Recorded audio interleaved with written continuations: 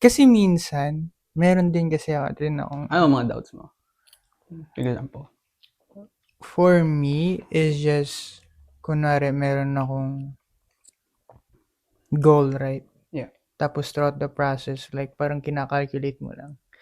Parang ang Oh, hirap I nun see. Parang ang hirap Yeah. nun you know? Yeah. I see what you mean. I think you're talking about your like anxiety sa future.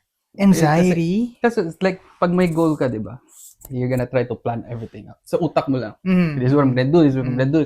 But really, those are just your imagination. Di naman yung nangyayari yun in real time. So, throughout those calculations, may mga part na, of course, di mo makakontrol and you doubt that it will happen.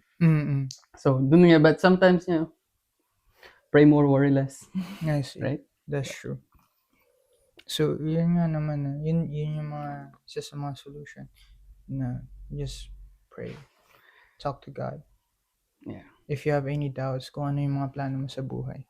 Yeah. Mga ganun.